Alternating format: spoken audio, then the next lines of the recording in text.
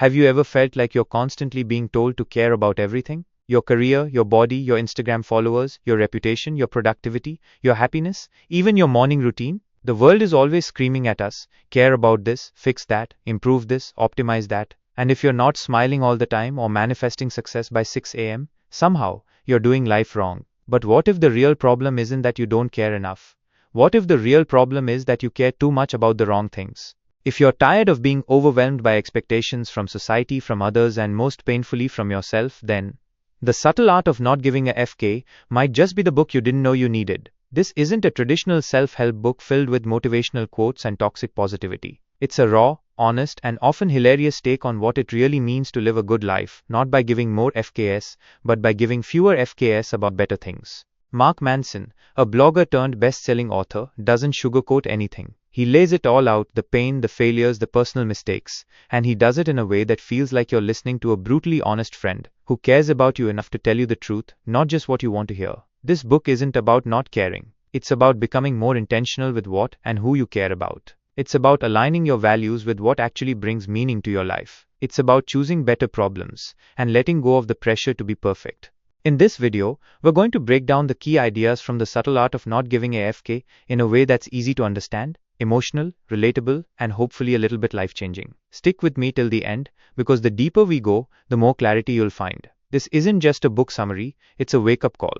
And trust me, you don't want to miss the part where everything starts to shift. Ready? Let's get into it. Let's be honest, most self-help advice sounds something like this: just believe in yourself. You can achieve anything if you stay positive. Visualize success and it will come. And for a while, that kind of advice can feel uplifting. It gives us a little hope, a little push. But after enough failures, heartbreaks, and disappointments, those motivational slogans start to feel hollow. And that's exactly where Mark Manson starts, by ripping the band-aid off the world of feel-good advice. In Chapter 1 of The Subtle Art of Not Giving a FK, Manson introduces us to a painfully honest truth.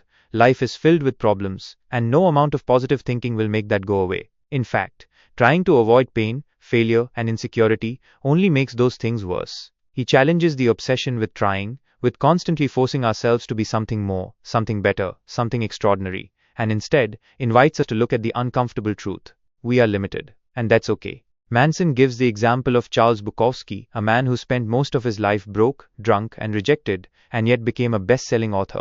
The irony? His tombstone literally reads, "Don't try." Not because he didn't put effort into his craft, but because he wasn't pretending to be something he wasn't. He didn't fake motivation or act like a hero. He just accepted who he was and put his energy into what truly mattered to him: writing. Brutally, honestly, unapologetically. This is the core idea. Stop wasting your limited energy on trying to be someone you're not, and instead, start caring about things that actually matter.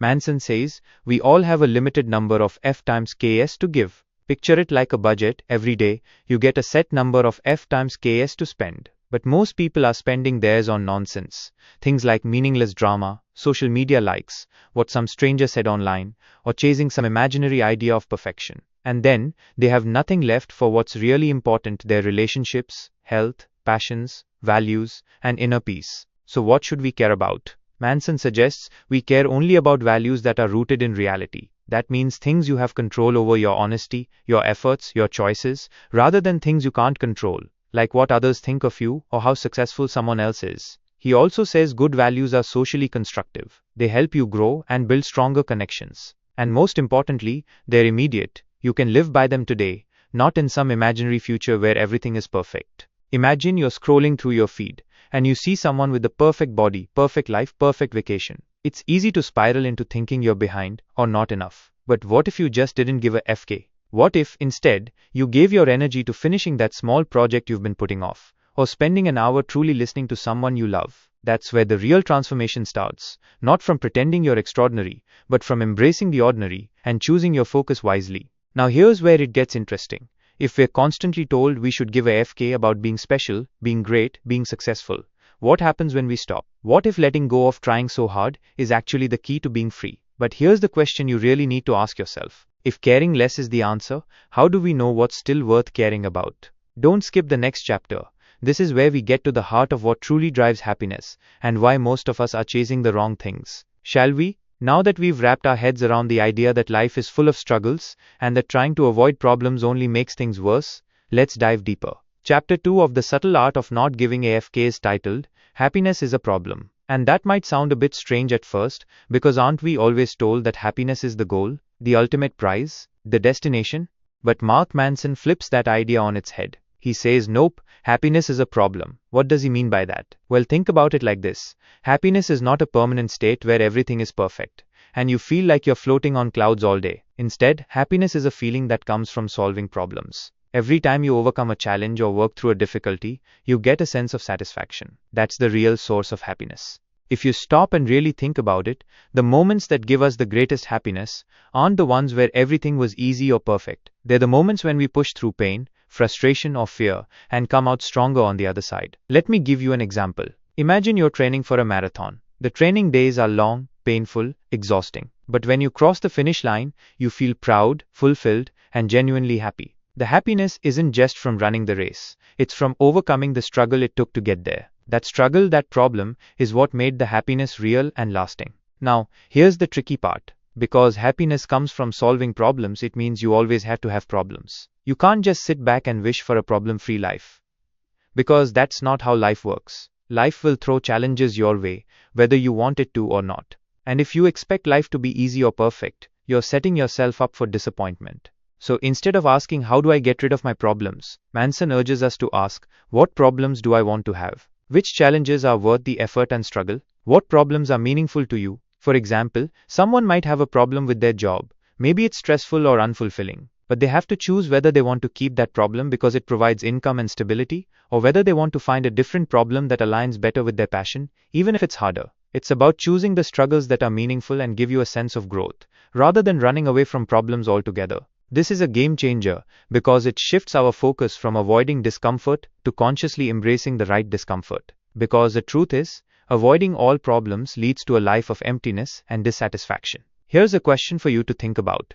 If happiness comes from solving problems, what problems are you willing to accept or even choose to create a meaningful life? Don't miss the next chapter, where we'll explore how our culture's obsession with being special might be blocking us from finding real happiness. Ready to dig deeper? Let's go. In Chapter 3, Mark Manson takes a hard look at something most of us secretly wrestle with, the idea that we're somehow special. Society loves to tell us that each one of us is unique, destined for greatness, and meant to stand out. On the surface, that sounds inspiring, but Manson argues that this obsession with being special can actually set us up for disappointment and unhappiness. Why? Because when you believe you're special, you start expecting extraordinary results without putting in extraordinary effort. You feel entitled to success, happiness, and validation just because you exist. And when life doesn't hand those things to you on a silver platter, you get frustrated and bitter.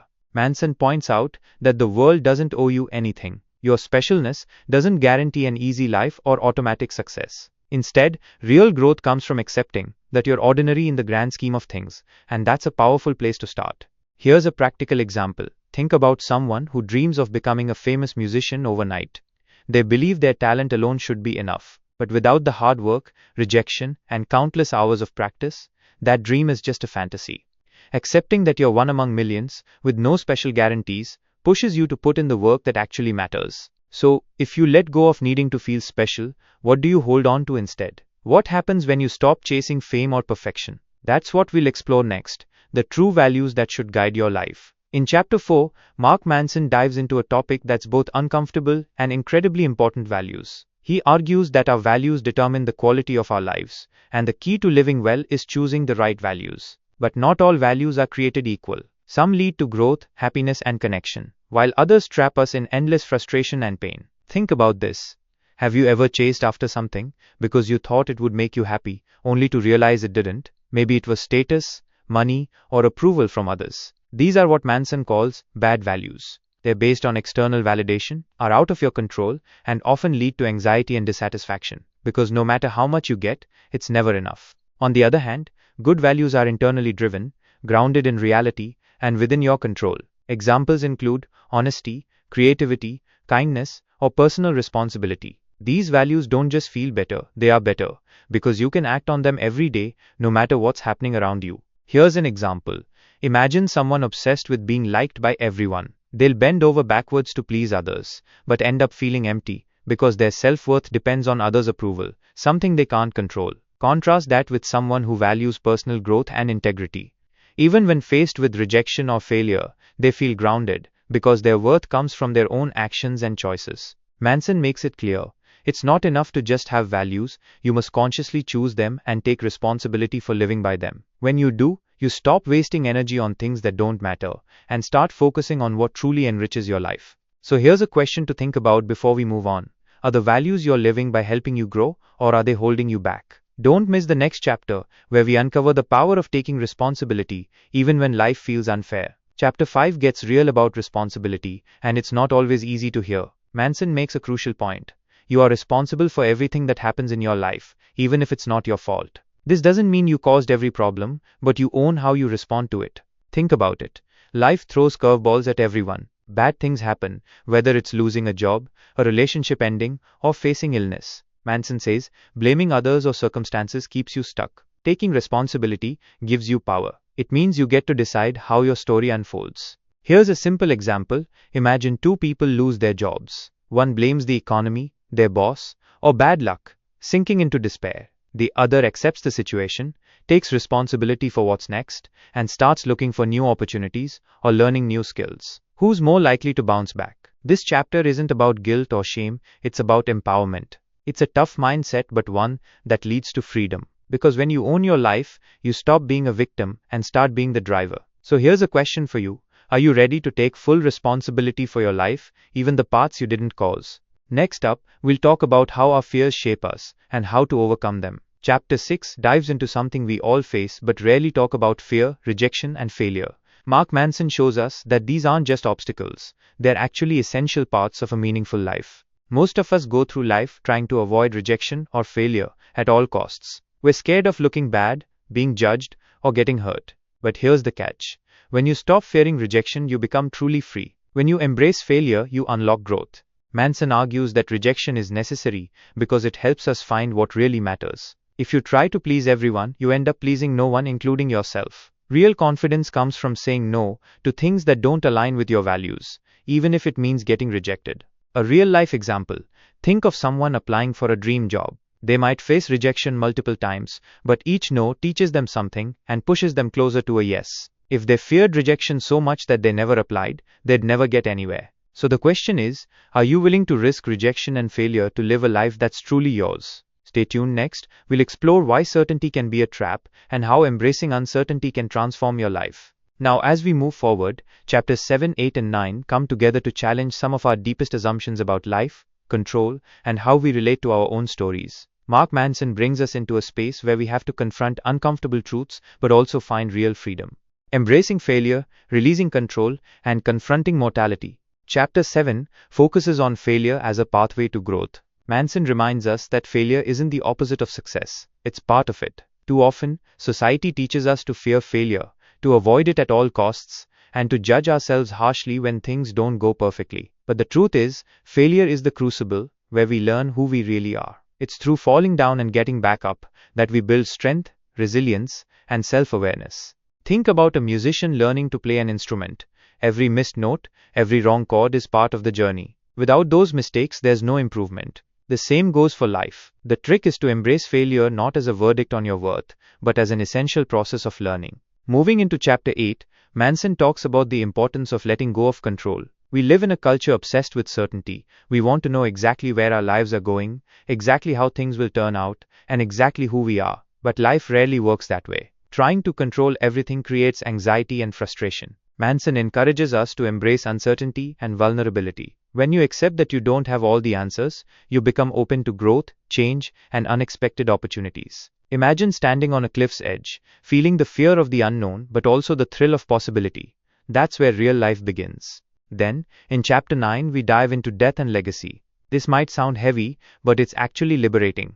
Manson argues that coming to terms with our own mortality helps us strip away what doesn't matter and focus on what truly does. When you realize your time is limited, you stop wasting your FKS on trivial things. You invest in what gives your life meaning. He asks us to think about what kind of legacy we want to leave behind. Not just in terms of fame or fortune, but in how we impact others and live authentically. This awareness grounds us and reminds us that the only real certainty is that one day our story ends, so we better make it count. So here's something to reflect on. Are you ready to let go of needing control, embrace failure as growth, and live with the awareness of your own mortality so you can live a life that truly matters. This is where the subtle art gets profound, because it's not about giving zero FKS, it's about giving your limited FKS to the right things, with honesty, courage, and clarity. Final thoughts. Choose your FKS wisely. As we wrap up this journey through the subtle art of not giving AFK, remember this.